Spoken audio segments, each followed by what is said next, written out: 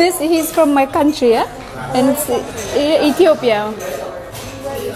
It's in Africa. Did you play this? ይሄ ዘፈን የሆነ የቴዲን ድምጽ ይመስላል ግን ዘፈኑን አላውቀውም። እስቲ ያሳዩ ልበላችሁ። Can you show me what music is playing?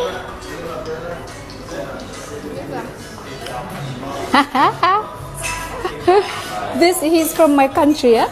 And it's Ethiopia. It's in Africa.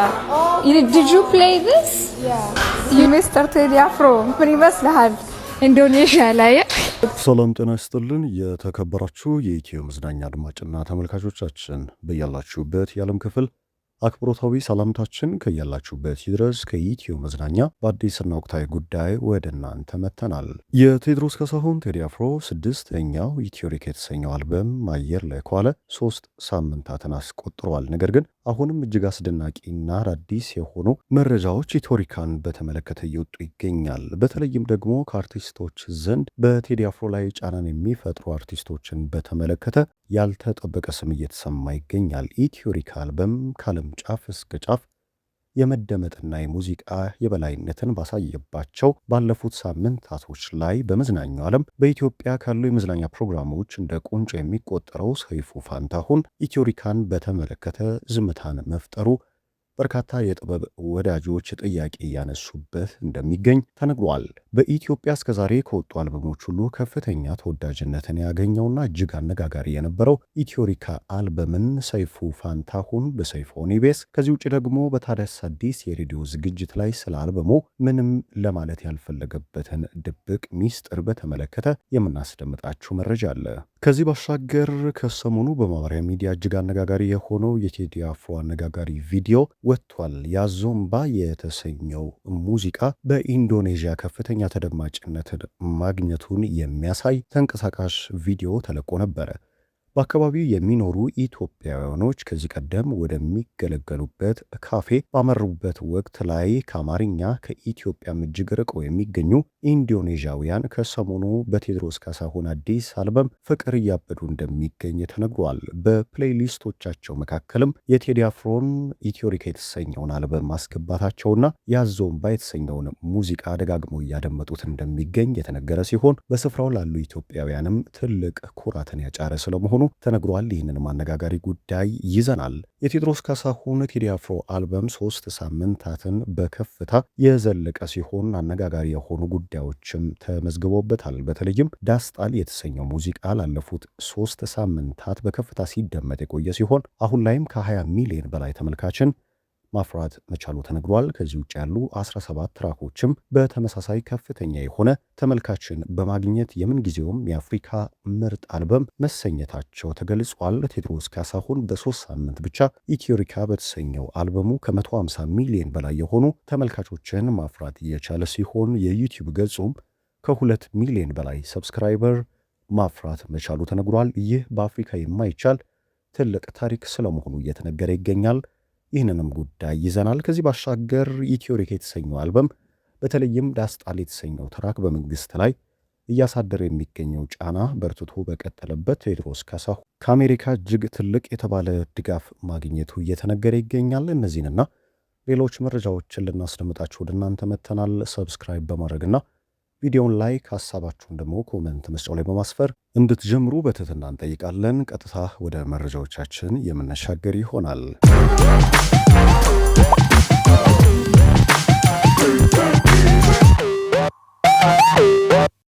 አነጋጋሪው የቴዲ አፍሮ አዲስ ቪዲዮ ቴዎድሮስ ካሳሁን ከኢትዮጵያ ባሻገር ኢትዮሪካ የተሰኘው አልበሙ በመላው ዓለም ትልቅ ተቀባይነትን ማግኘቱ በስፋት ሲገለጽ ነበር። ከዚህ ባሻገር በወጣባቸው ሳምንታቶችም የተለያዩ ዓለም ክፍላት ላይ በነበሩ የሙዚቃ ሰንጠረዦች ላይ ካናት መቀመጥ የቻለና ቋንቋውን በማያውቁት ዘንድ ጭምር የሙዚቃ ስልቱ እጅግ ተወዳጅነትን ማትረፍ መቻሉ ሲነገር ነበር። ይህን ጉዳይ በተመለከተ አንዲት ኢትዮጵያዊ እንስት በማህበራዊ ገጽ ላይ ያሳየችው ቪዲዮም አነጋጋሪ ሆኗል። ያዞምባ የተሰኘው ሙዚቃ በኢንዶኔዥያውያን ዘንድ እጅግ ተወዳጅነት ማትረፉ ተነግሯል። ይቺ ኢትዮጵያዊ ለወትሮ ወደምትገለገልበት ካፌ በማብራት በቦታው እየተዝናናች ሳለች አንድ ድምፅ ትሰማለች። ይህ ድምፅ የቴዎድሮስ ካሳሁን አዲስ አልበም ውስጥ ካሉ ሙዚቃዎች መካከል ተወዳጅ የሆነው የአዞምባ የተሰኘው ሙዚቃ ነበር። እንዴት በዚህ ቦታ ይህ ሙዚቃ ሊከፈት ቻለ በማለት ጉዳዩን ልታጣራ ወደ ውስጥ የገባችው ኢትዮጵያዊትም ያልጠበቀችውን ጉዳይ አይታለች። በቦታው ጉዳዩን ያስረዳቻት ኢንዶኔዥያዊት በቴዎድሮስ ካሳሁን አዲስ አልበም ፍቅር እንዳበደችና በተደጋጋሚም ይህንን ሙዚቃ እየሰማችው እንደምትገኝ በካፌ ውስጥ ከሚዘወተሩ ሙዚቃዎች ፕሌሊስቶች መካከልም አንዱ የቴዎድሮስ ካሳሁን ቴዲ አፍሮ አልበም መሆኑንም አሳይታታለች። ይህም ቋንቋውን ከማያውቁ ከኢትዮጵያ እጅግ ርቀው ከሚገኙና ኢትዮጵያን ከማያውቁ ዘንድ ጭምር ቴዎድሮስ ካሳሁን በኢንዶኔዥያ ትልቅ ተወዳጅነት ማትረፍ መቻሉን የሚያሳይ ከዚህ ባሻገር ደግሞ በአካባቢው ላሉ ሀበሾችም ትልቅ ኩራት የሆነበት አጋጣሚ ስለመሆኑ በስፋት እየተነገረ ይገኛል። ጉዳዩም እጅግ አነጋጋሪ ሆኗል። ከዚህ ባሻገር 3 ሳምንታትን ያስቆጠሩ የቴዎድሮስ ካሳሁን አዲስ አልበም አሁንም በከፍታ ላይ እንደዘለቀ ነው።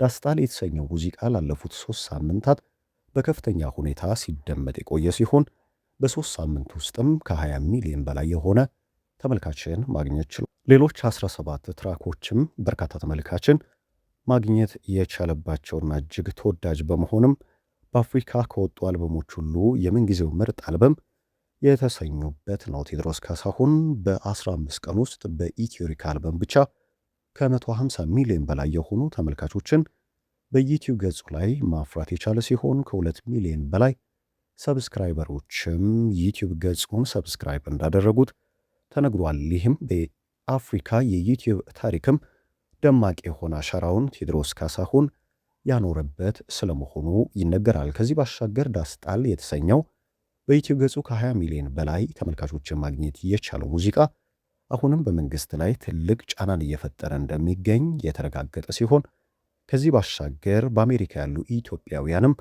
ይህንን ሙዚቃና አዲሱን የቴዲ አፍሮ አልበም በተመለከተ ከቴዎድሮስ ካሳሁን ጎን መሆናቸውን ድጋፋቸውን በተለያየ መንገድ እያሳዩት ይገኛል። ይህ ሙዚቃም በመንግስት ላይ ትልቅ ጫናን ማሳደሩ በተደጋጋሚ እየተነገረ ይገኛል። መንግስትም ለጉዳዩ በሚሰጣቸው መልሶች ላይ በሙዚቃ ጋጋታ ሀገር እንደማትመራና የለውጥ መንግስቱ እንደሚቀጥል ተደጋጋሚ መልእክቶችን አስተላልፎበታል። በዚሁ በዳስጣል ሙዚቃ ላይ ከዚህ ባሻገር የቴዎድሮስ ካሳሁን አልበም ከወጣለት ጀምሮ የሙዚቃ ጉዳዮችን እጅግ በቅርበት የሚያውቀው ሰይፉ ፋንታሁን ይህንን አልበም በተመለከተ ምንም አለማለቱ ትልቅ ጥያቄን እንዳስነሳበት ተነግሯል። በሚዲያ በሶሻል ሚዲያ ገጾች ጭምር ትልቅ መነጋገሪያ የነበረውና በሀገሬው ከወጡ አልበሞችም በቁጥር 1 ደረጃ ላይ የተቀመጠውን አልበም ከዚህ ቀደም ለበርካታ አርቲስቶች ክፍት በር የነበረው ቴዎድሮስ ካሳሁን በሰይፉ ሆኔቤስ እንዲሁም ደግሞ በታዲያስ አዲስ የሬዲዮ ዝግጅቱ ላይ